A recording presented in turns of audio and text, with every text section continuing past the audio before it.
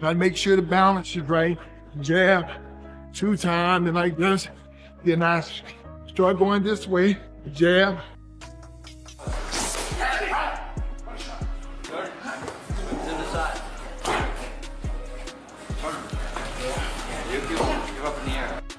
It's like, it's always gonna be somebody older than somebody in this life. You're never gonna be the youngest and you're never gonna be the oldest. And so you have an example on both sides that, you know, if you don't pay attention and you don't know you well to, can you do this at this time or not? You know what I'm saying? You know. Mike Tyson. During training camp, Mike Tyson follows the advice given by Evander Holyfield with strong determination. His workouts show noticeable improvement in speed and sharper footwork. At the same time, he shows deep respect for Holyfield's experience, listening carefully to the guidance of a veteran champion. Then you step to the right, and you just try to make a complete circle. And it's just all about making the circle and go back here, just warming your leg. Evander Holyfield explains that Tyson fighting at this age is not as dangerous as some people claim. According to him, fear only becomes real if someone allows it to control them. When a fighter shows courage, that is when the true fight begins. It's about your legs and getting your posture straight, and making sure you got a good midsection. You got to tighten that stomach up. And that's what a lot of times people don't understand. Inside camp, Mike Tyson trains without slowing down. He takes in every drill, focusing closely on accuracy, strength, and speed. Sweat pours as he pushes through each round of work, staying locked in with strong determination during every session. You allow yourself to do that. It's up to me to allow myself to be afraid. I'm talking about at any given time, at anything. Whether I know how to do it or not. You know, the Bible said, fear not. It's up to you to fear. That's a choice. It's not that you have to, but in any situation, when it comes down, when you really want to do something real well, you know, fear is just right there, like that, ready to catch you if you heed to it. When you're young, you make mistakes, and when you're older, you make mistakes. Sometimes people forget about when you get older. But you know, you have a choice to make.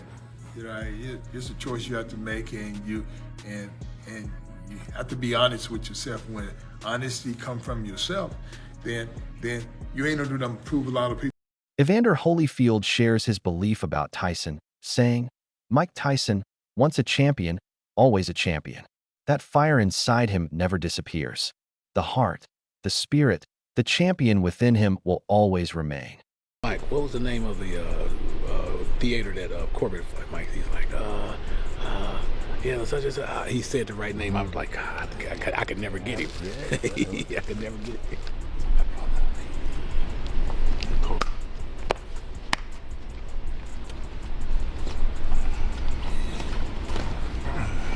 During mitt work in camp, Mike Tyson displays pure power. His punches strike with heavy impact while his footwork stays quick and controlled. Sweat flies as he works, his concentration intense, and his strength growing stronger with every punch. The only champ. You ain't got nothing to look to. Ladies and gentlemen, it's my turn now. But that's what ultimately, when you say the world champ, you don't want to see somebody else across the street say, I'm the champ too. I ain't the word he can say he's the world. Gene Kilroy encourages Mike Tyson throughout training camp. His words help raise Tyson's confidence and motivate him to push even harder during preparation.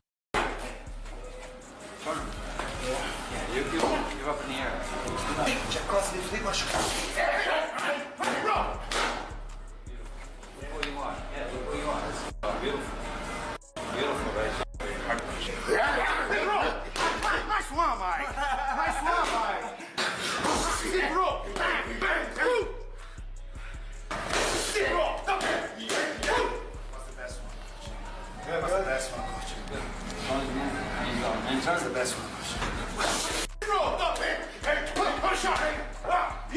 That's it.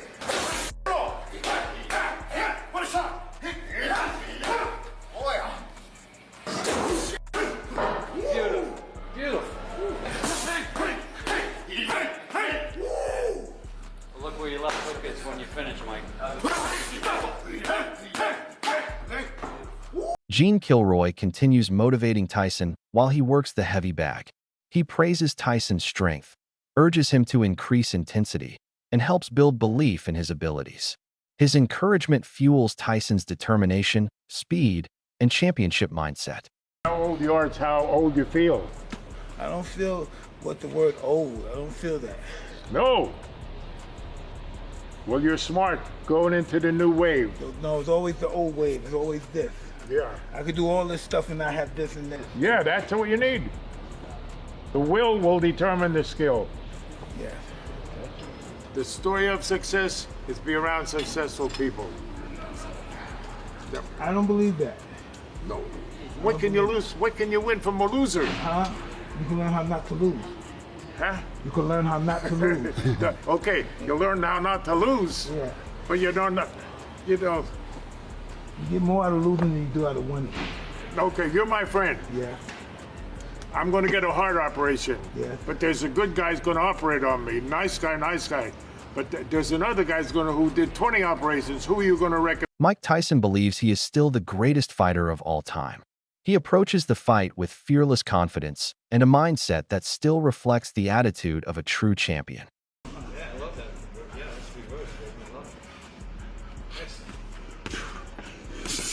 20 seconds.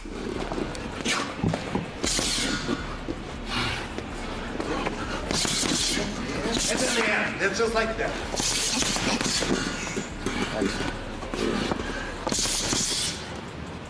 You did more workouts than what I've seen you than the whole time you fought Lennox Lewis. Am I right or wrong? Different era, brother. It's a whole new ball game. I'm proud of you, Mike. In another part of his workout, Mike Tyson performs heavy dumbbell exercises. These drills focus on building strength, endurance, and explosive power that support his performance in the ring. It's a war. When you left the fuck alone.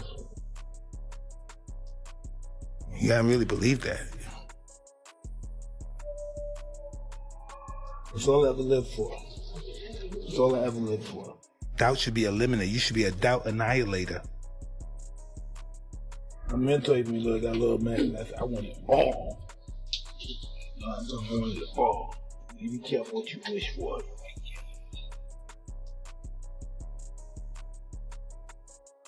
You kill people in the ring, you should kill doubt in your mind, and then your soul and your heart kill it. Daniel Cormier recently shared his opinion about the exhibition matchup between Mike Tyson and Floyd Mayweather Jr. He explained that the fight looks unusual when you compare the two fighters. Tyson built his career as a powerful heavyweight, while Mayweather achieved greatness in much lighter divisions. In fact, Mayweather's professional career began around the 130 pounds weight class. Even as he moved up through several divisions, he never competed anywhere close to the heavyweight category. Fight, I give you money. Are you f***ing crazy? Only 12. That's all we want. To the middle. 1, 2, 3. A little slow on the way down. 4. There we go. 9. One more. And slow. 10. No problem. Great set. Best set yet. Ugh. Final round. Last one, Mike. Nice and strong. 35. Touch and go. 1, 2. Here we go. 3, 4. Nice. 5. Yes, sir. 6, 7. Strong. 8. Strong. 9. Got this. We'll go. 2, 3, 4, 5, 6, 7. Let's go. 8, 9. One more. Get up. Nice work, Mike. Yes, sir. Daniel Cormier says that the huge difference in physical size alone makes the matchup interesting. In his view, the fight creates a contrast between two very different strengths. One fighter became famous by overwhelming opponents with raw force, while the other built his legacy through precision, timing, and brilliant defensive skills. Cormier also explained that their careers developed in completely different eras and against very different styles of competition. One fighter shocked audiences with explosive knockouts, while the other controlled fights through intelligence and ring awareness.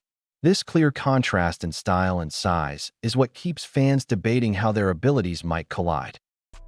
Was fighting at 154, and he was severely undersized at 154. Floyd Mayweather was a guy that fought in the 130s to start his career, and then fought up as high as 160 maybe. Floyd Mayweather was a small guy. He's now going to fight Mike Tyson, who is the heavyweight champion of the world.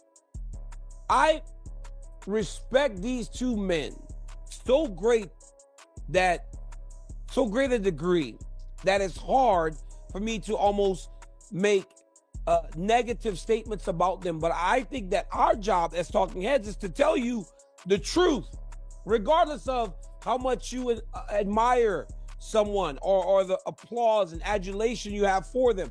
You got to tell them the truth. I don't get this. I don't get this for the life of me, because although exhibition fights with retired champions often receive criticism, many people view them from a more understanding perspective. From this point of view, experienced fighters returning to the spotlight are not damaging their legacy. Instead, they are taking advantage of the rewards earned through decades of sacrifice and dedication. Combat sports require extreme physical and mental commitment, often starting in childhood and continuing through years of intense competition. Supporters of these events point out that professional fighting careers are usually much shorter than most other professions. On track, has a great wife that helps him manage all those things, made a boatload of money to fight Jake Paul last year. It's not a money play. Floyd, I saw a thing this morning, him talking about keeping his money clean, stuffing hundreds of thousands of dollars in a plastic bag. These guys don't need money. A lot of times when you get these great champions fighting well past their prime, it's to make cash. We see it a lot. These two don't seem to need the money.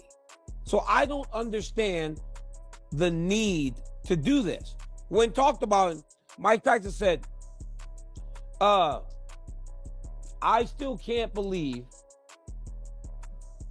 Floyd wants to really do this. It's going to be detrimental to his health, but he wants to do it. So it's signed and it's happening.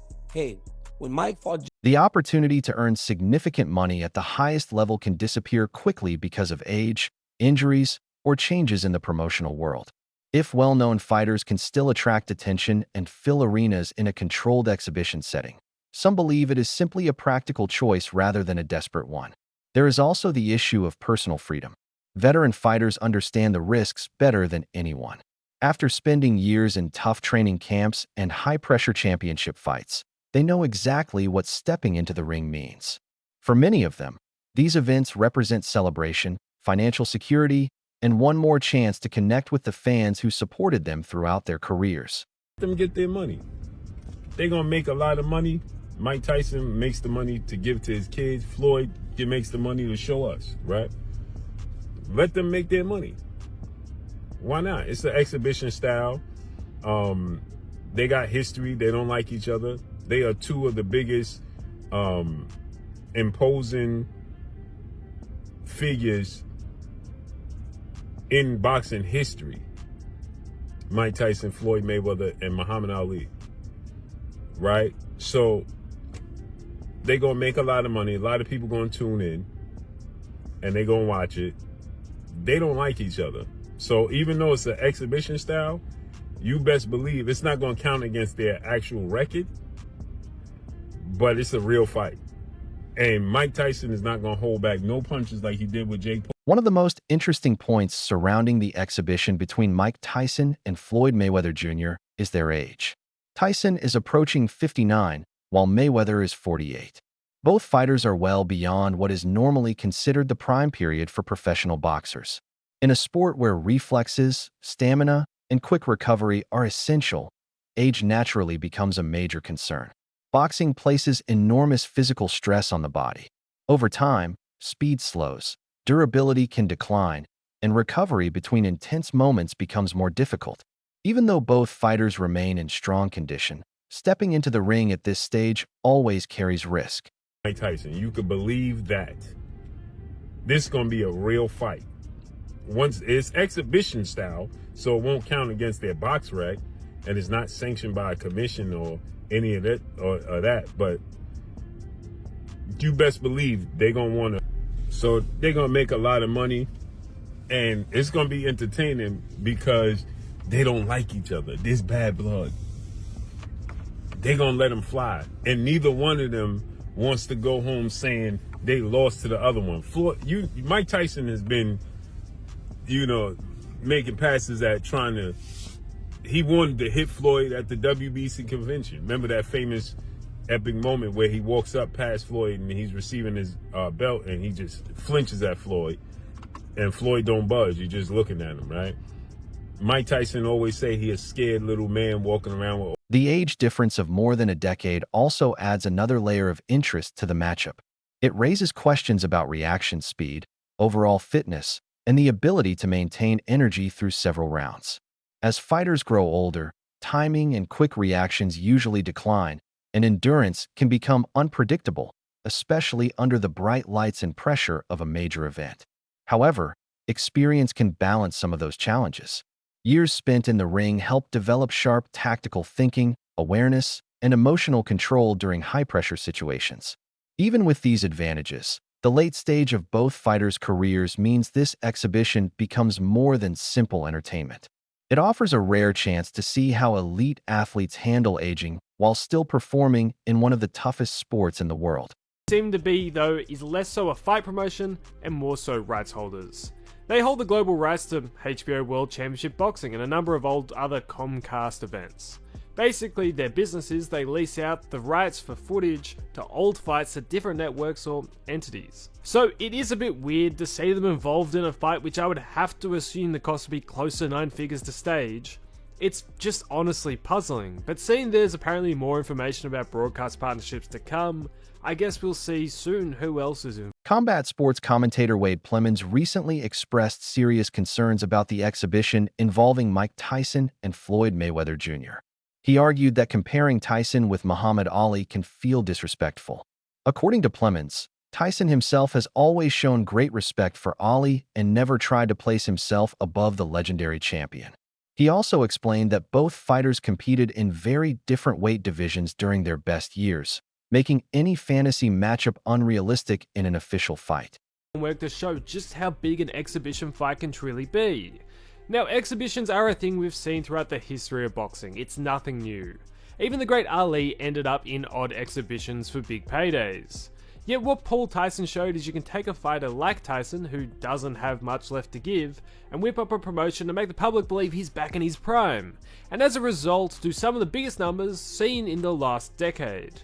The quality of the fight itself doesn't matter because, hey, you're already watching. And at a guess, that's exactly what they're going to try to do here. In the press release, they didn't really talk about how great of a fight it's going to be, rather how robust their promotional campaign will be, with weekly premium storytelling, which, of course, probably will do nothing. Plemons also explained that crossover exhibitions without strict weight limits or real stakes can weaken the legacy of legendary fighters. He referred to the exhibition between Evander Holyfield and Vitor Belfort under the Triller promotion. Watching an aging champion compete so far past his peak felt uncomfortable for many fans. According to Plemons, events like this sometimes allow younger or fresher opponents to earn victories that would never have happened during a true prime versus prime fight.